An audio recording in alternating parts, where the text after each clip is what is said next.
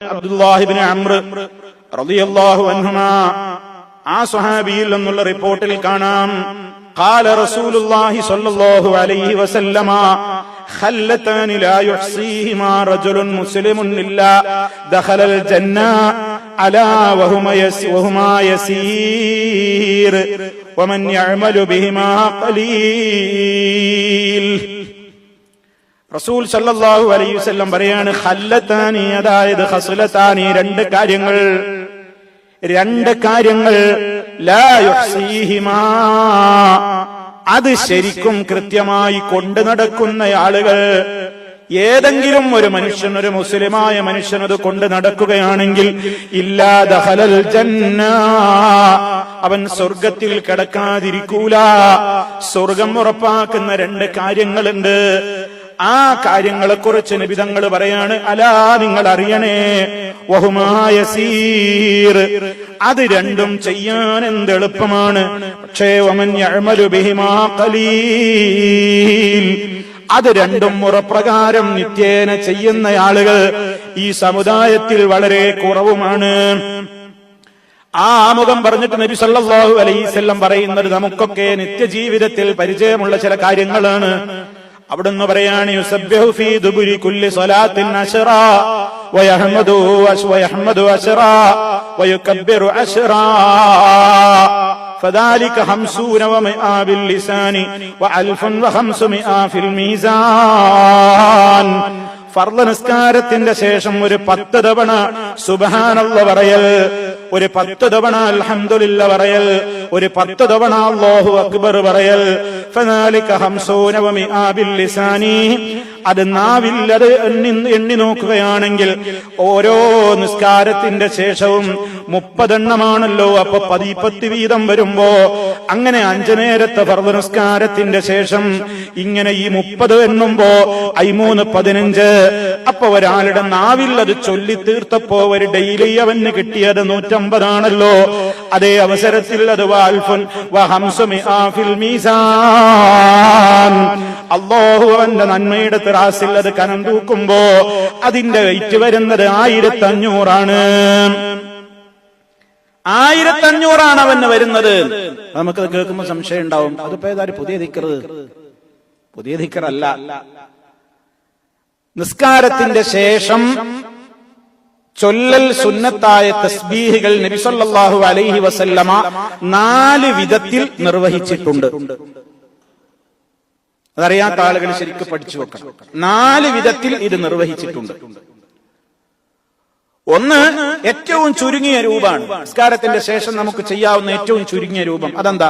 സുബ്ഹാനല്ലാഹ് എന്ന് 10 വട്ടം ചൊല്ല, അൽഹംദുലില്ലാഹ് എന്ന് 10 വട്ടം ചൊല്ല, അല്ലാഹു അക്ബർ എന്ന് 10 വട്ടം ചൊല്ല. അപ്പൊ ടോട്ടൽ 30. 5 നേരമാവുമ്പോ 3 15 150 ആയി. നാവ് കൊണ്ട് ചൊല്ലിയത് 150 എണ്ണം.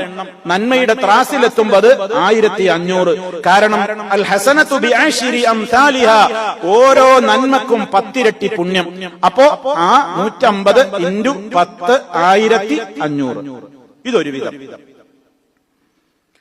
നമുക്കൊക്കെ സുപരിചിതമായ മറ്റൊരു ഇനമാണ് രണ്ടാമത്തെ. അതേതാ?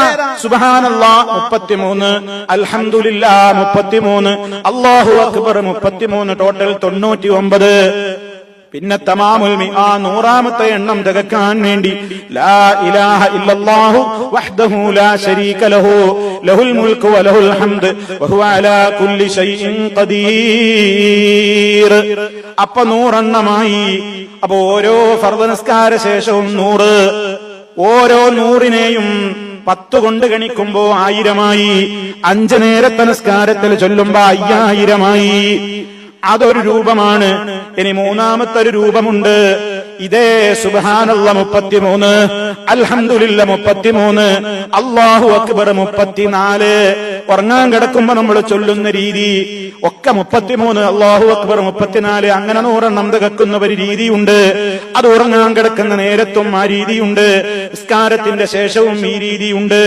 അത് മൂന്നാമത്തെ രീതിയാണ്. ഇനി 4ാമത് നബി സല്ലല്ലാഹു അലൈഹി വസല്ലമ പഠിപ്പിച്ച വേറൊരു രീതിയുണ്ട്.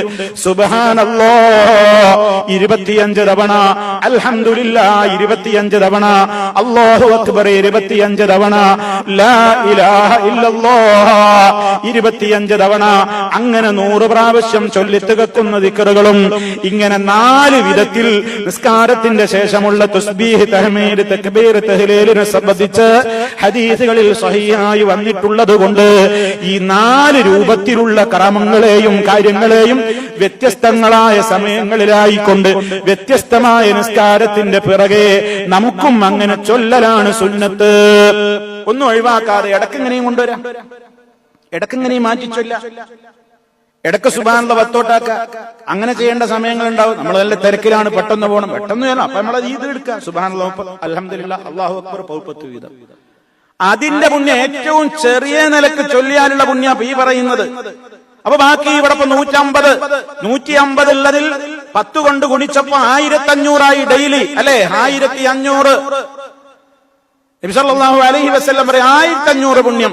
അത് ഈ 100 തേക്കുന്ന ദിക്റുകളാണ് നമ്മൾ ചൊല്ലിക്കൊണ്ടിരിക്കുന്ന ആ രൂപത്തിലാകുമ്പോഴോ 5000 ഹസനാത്തുകൾ. 5000 ഹസനാത്തുകൾ. അള്ളാന്റെ റസൂൽ സല്ലല്ലാഹു അലൈഹി വസല്ലം അതിനെ കുറിച്ച് എന്താ പറഞ്ഞത്? ഉഹ്മാ യസീർ. ആ 2 കാര്യങ്ങൾ ചെയ്യാൻ വളരെ എളുപ്പമാണ്. പക്ഷേ വമൻ യഅബലു ബിഹിമാ ഖലീൽ, അത് രണ്ടും നിത്യേന ദായിമാക്കി നിർവഹിക്കുന്ന ആളുകൾ വളരെ കമ്മിയാണ്, വളരെ കുറവാണെന്നാ പറയുന്നത്. ഇനി ഏതാണ് രണ്ടാമത്തെ വിഷയം? വൈദാ ഖർത മദ്ജഅക, നീ നിന്റെ കിടപ്പറയിലേക്ക് ചെന്നാൽ തുസബ്ബിഹുഹു വതുകബ്ബിറുഹു വതുഹമ്മിദുഹു മിഅ, നീ നിന്റെ റബ്ബിന് തസ്ബീഹ് ചൊല്ലുന്നു, തക്ബീർ ചൊല്ലുന്നു, തഹ്മീദ് ചൊല്ലുന്നു. അങ്ങനെ സുബ്ഹാനല്ലാഹ്, അൽഹംദുലില്ലാഹ്, അല്ലാഹു അക്ബർ, അതങ്ങനെ 33 + 33 + 34 അങ്ങനെ 100 തികക്കുന്നു. ഫതിൽക മിഅത്തുൻ ബിൽ ലിസാൻ, അത് നിന്റെ നാവിൽ നീ ചൊല്ലിക്കണക്കാക്കിയ എണ്ണം നോക്കുമ്പോ 100 മാത്രമാണല്ലേ ഉള്ളത്. പക്ഷേ വഅൽഫുൻ ഫിൽ മീസാൻ, റബ്ബിന്റെ ഹസനാത്തുകൾ തൂക്കുന്ന മീസാനിൽ അത് 1000ആണ്. അപ്പൊ ഡെയിലി എത്രയായി? 10 വെച്ച് സുബ്ഹാനല്ലാഹ് ചെറിയ രൂപത്തിലാണെങ്കിൽ തന്നെ അത് 1500, ഈ രാത്രിക്കലത്തെ 1000 വെച്ച 2500 ആയി. എന്നിട്ട് നബി സല്ലല്ലാഹു അലൈഹി വസല്ലം ചോദിക്കുന്നത്, നിങ്ങളെ കൂട്ടത്തിൽ 2500 തെറ്റ് ദിവസം ചെയ്യുന്നവരാരാളുള്ളത്? ഒരു ഹസനത്ത്, ഇന്നൽ ഹസനാത്ത് യുദ്ഹിബിന സയ്യിആത്ത്, നന്മകൾ തിന്മകളെ മായ്ച്ചു കളയും, പോക്കിക്കളയുമെന്നല്ലേ നബി സല്ലല്ലാഹു അലൈഹി വസല്ലമ വിശുദ്ധ ഖുർആനിന്റെ വചനമോദിക്കൊണ്ട് നമ്മെ പഠിപ്പിച്ചത്. അപ്പൊ ജീവിതത്തിൽ അത്രയൊന്നും തിന്മ വന്നില്ല, അതിനേക്കാൾ കൂടുതൽ നമ്മൾ നന്മ ചെയ്യുന്നു. നമ്മുടെ പാപങ്ങൾ അല്ലാഹു പുറത്തു തരുന്നു. അല്ലാഹുവിലേക്കുള്ള നമ്മുടെ ദറജ, നമ്മുടെ അടുപ്പത്തെ അല്ലാഹു വർദ്ധിപ്പിക്കുന്നു. എത്ര വലിയ ഓഫറാണ്!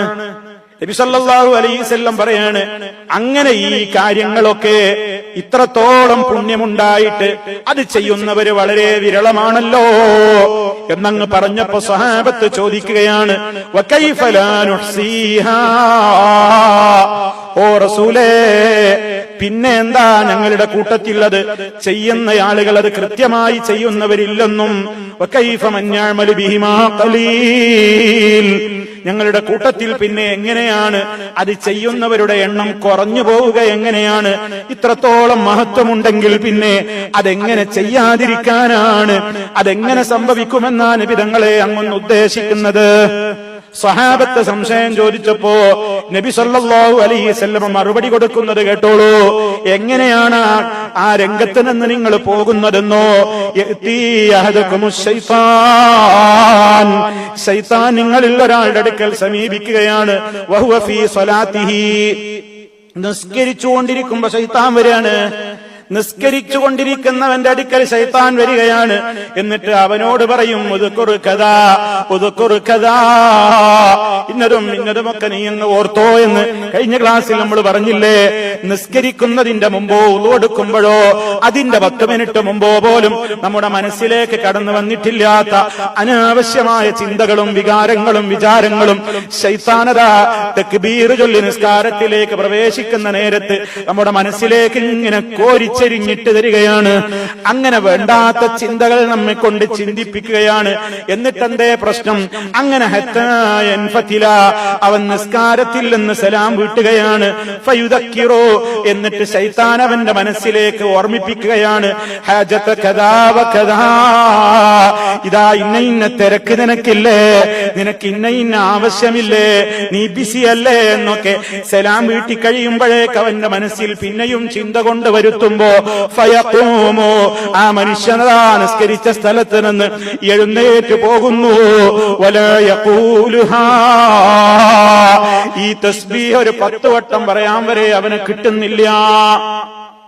നബി സല്ലല്ലാഹു അലൈഹി വസല്ലം പറയാ, ഇതിന്റെ ശറഹും തഫ്സീറും ഒന്നും തേടിയിട്ട് ഒരു ലൈബ്രറിയിലും നമ്മൾ പോകണ്ട, നമ്മളൊക്കെ അതിന്റെ ജീവിച്ചിരിക്കുന്ന തഫ്സീറുകളാണ്.